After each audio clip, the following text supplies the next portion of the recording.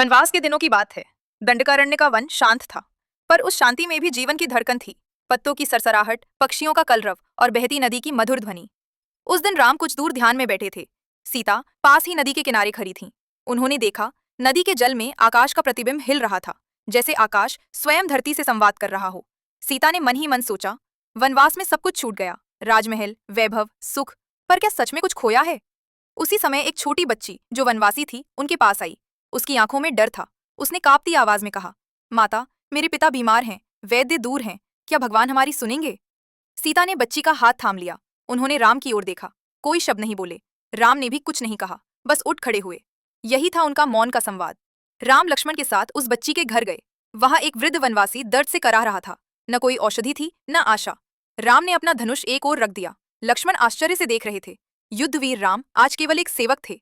राम ने जंगल से जड़ी बूटियां लाकर स्वयं दवा बनाई। सीता ने उस वृद्ध के सिर पर हाथ रखा और धीमे स्वर में प्रार्थना की। कोई मंत्र नहीं, कोई चमत्कार नहीं, बस करुणा। कुछ समय बाद वृद्ध की सांसें सामान्य हो गईं। उसकी आंखों में जीवन लौट आया। वनवासियों ने चरणों में गिरकर कहा, आप तो साक्षात भगवान हैं।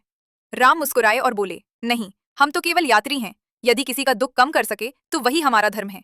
रात को जब सब सो गए, सीता अकेली चंद्रमा को देख रही थीं। राम पास आए और पहली बार उस दिन बोले, सीते, क्या तुम्हें कभी लगता है कि मैंने तुम्हें सुख से दूर कर दिया? सीता की आंखों में न नमी थी, न शिकायत। उन्होंने उत्तर दिया, राम, जहां आपका धर्म है वही मेरा सुख है। राजमहल में भी यदि ये मौन समझ न होती तो वो भी वन ही होता। राम कुछ क्षण मौन रहे, फिर बोले, लोग हमारे प्रेम को त्याग कहेंगे, बलिदान कहेंगे, पर आज समझ आया, हमारा प्रेम तो सेवा है। सीता मुस्कुराई। चंद्रमा की रोशनी में वो मुस्कान किसी दीपक जैसी थी, शांत, स्थिर और अमर।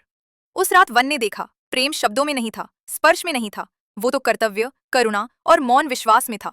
यही थी राम और सीता की अनोखी प्रेम कहानी, जहां प्रेम ने कभी कुछ मांगा नहीं, बस सबको दिया। राम सीता की कहानी अच्छी लगे तो वीडियो लाइक सब्सक्राइब शेयर जरूर कीजिए, कमेंट जरूर कीजिए।